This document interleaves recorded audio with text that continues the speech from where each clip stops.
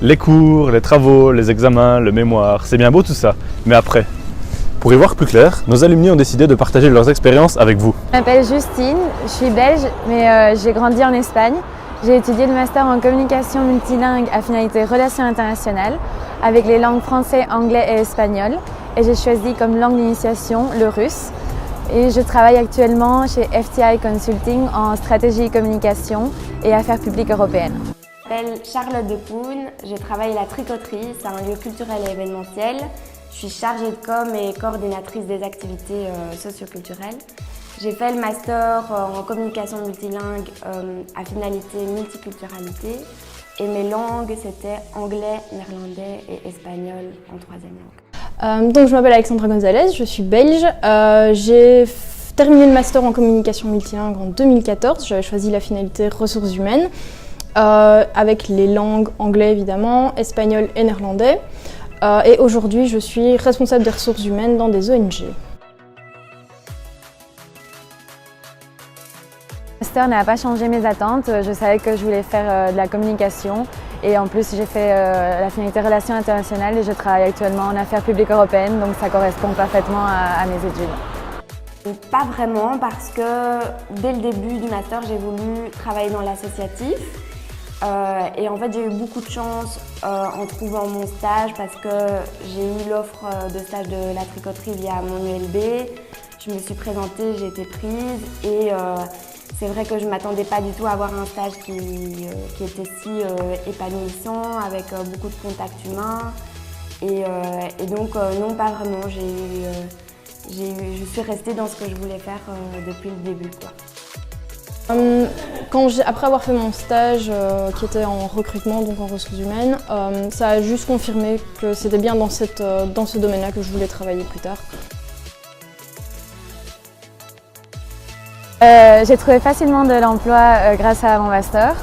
Pendant mon master, j'avais fait un stage au Parlement européen et donc après mon master, 2 semaines plus tard, j'ai eu l'opportunité de travailler comme agent temporaire à la Cour de justice de l'Union européenne. Mais cet emploi étant temporaire, j'ai dû trouver un autre emploi après ça et j'ai travaillé comme assistante de l'attaché économique et commercial pour l'AWEX, l'Agence wallonne à l'exportation et aux investissements étrangers au Chili. Et après ça, je suis retournée en Belgique et j'ai trouvé un emploi comme business developer dans une entreprise de traduction qui s'appelle maintenant Accolade. Et suite à ça, je travaille actuellement chez FTI Consulting en communication et affaires publiques européennes. J'ai trouvé mon job parce que j'avais fait mon stage à la tricoterie, donc c'était fin 2016. Et après, j'ai gardé un pied dans l'entreprise, dans l'ASBL plutôt, en tant qu'étudiante. Je faisais toujours quelques heures par semaine, toujours en com. J'aidais aux événements, etc. Et puis j'ai été diplômée. J'ai pas tout de suite commencé à travailler. J'ai attendu de septembre à décembre. Et en janvier 2018, j'ai été embauchée ici, mon contrat fixe, quoi. Donc j'ai trouvé assez rapidement un premier emploi, donc j'ai été diplômée fin juin et j'ai trouvé mon job, j'ai signé ma promesse d'embauche fin août, donc il y a eu 2 mois entre les deux. J'ai commencé à travailler en octobre 2014 dans un cabinet de recrutement, j'étais consultante en recrutement en tant qu'indépendante. Et 1 an plus tard, j'ai décidé de changer pour des raisons personnelles et aussi parce que je voulais découvrir plus d'aspects différents dans les ressources humaines. Je voulais m'orienter plus vers les métiers de ce qu'on appelle les HR généralistes. Et donc j'ai trouvé, grâce à mon stage, au stage que j'avais fait pendant le master, en fait j'avais rencontré une personne qui m'a proposé un job, qui m'a proposé 2 jobs en fait, 2 mi-temps entre 2 entreprises et pour devenir principalement donc responsable des ressources humaines. Donc aujourd'hui c'est vraiment mon métier principal. Je suis donc responsable du personnel dans des ONG, dans une quinzaine d'ONG qui travaillent dans le secteur européen. Donc c'est principalement des lobbyistes.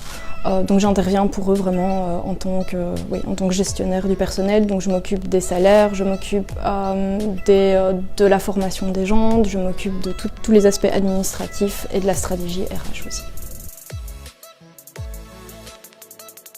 Le master offre beaucoup de possibilités après pour trouver un emploi. on a beaucoup de compétences et de qualités. Mais ce que je pense qui est important, c'est de savoir vraiment quel emploi on veut chercher. Et aussi, ce qui est très important, c'est d'écrire les lettres de motivation vraiment adaptées à l'offre d'emploi. Je pense que c'est très important aussi d'avoir un bon profil LinkedIn, d'établir des relations via LinkedIn. Il ne faut pas se décourager si on ne trouve pas tout de suite. Je dirais qu'il faut prendre son temps et que souvent on vous dira ça n'ira pas parce qu'on cherche quelqu'un qui a de l'expérience et tout ça. Et je dirais que si on peut se le permettre de se créer de l'expérience, donc de faire des stages après ses études, s'ils ne sont pas payés et que vous pouvez vous permettre, ben voilà, travailler directement et ça fera des expériences en plus sur le CV. Et je dirais également de bien choisir son stage parce que bon, pour moi c'était le cas, j'ai eu un bon stage et donc ça m'a ouvert des portes au monde professionnel. Je trouve qu'un des meilleurs moyens de trouver un boulot aujourd'hui, c'est de s'inscrire sur LinkedIn. Moi, on m'avait demandé de le faire quand je faisais un stage en recrutement, j'avais dû le faire. Donc vraiment, se créer un profil LinkedIn, c'est par là que les recruteurs aujourd'hui, ils cherchent et ils trouvent le plus facilement les gens. Donc c'est vraiment crucial dans notre domaine. Donc ça, c'est vraiment mon conseil numéro 1. Conseil numéro 2, donc accrochez-vous. C'est pas facile, mais voilà, ça vaut la peine. Les premiers jobs ne sont pas toujours très intéressants, c'est pas forcément les plus épanouissants non plus, mais vous finirez par trouver ce que vous voulez faire et à partir de là, ça va aller tout seul. Pas mal, hein?